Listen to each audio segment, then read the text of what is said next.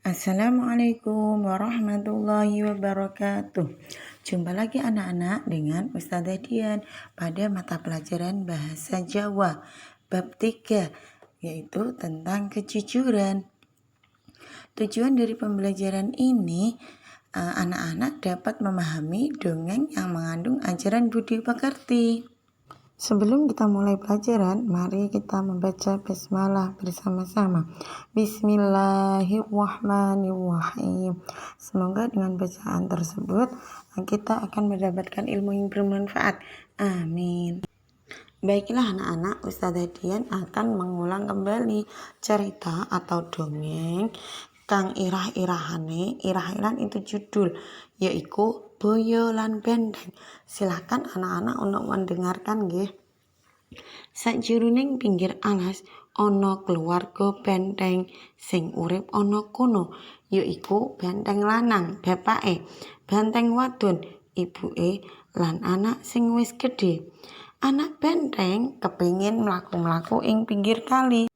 Anak benteng dipesen ibune, "Benteng anakku, kowe kudu ngati-ngati yen ketemu boyo, amarga boyo kewan kang seneng ngapusi lan seneng mangan daging kewan. Mula kowe kudu waspada ora kena percaya." "Inggih Bu, mangke kula tansah ngati-ngati yen ketemu kewan boyo." Lagi sawetara anak benteng mlaku-mlaku, ujug-ujug anak benteng krungu swara kewan kang njaluk tulung. "Tolong, tolong, tolong aku, awakku ketindihan wit." Anak benteng banjur mlaku goleki sumber swara kewan kang njaluk tulung mau. Tibake boyo kang kelaran. "Lho, ternyata kowe to ya boyo, awakmu ketindihan uwit." "Iya, Teng, tulungono aku, awakku kelaran kabeh kambrukan uwit." Banjur anak benteng nulungi boyo. "Iya boyo, aja kuwatir, aku bakal nulungi kowe." Uwit kang ngabruki boyo banjur disingkirake anak benteng. Nanging sakwise uwal ucul saka uwit, boyo malah nyaplok awake benteng. "Tulung, tulung, awakku dicokot boyo, tulung, tulung." Tujune ana si kancil kang nembe liwat. Banjur kancil nulungi anak benteng. "Saiki ngene wae, Teng, uwit kang ambruk iku mau balikno meneh ing awake boyo, tindihake ning boyo."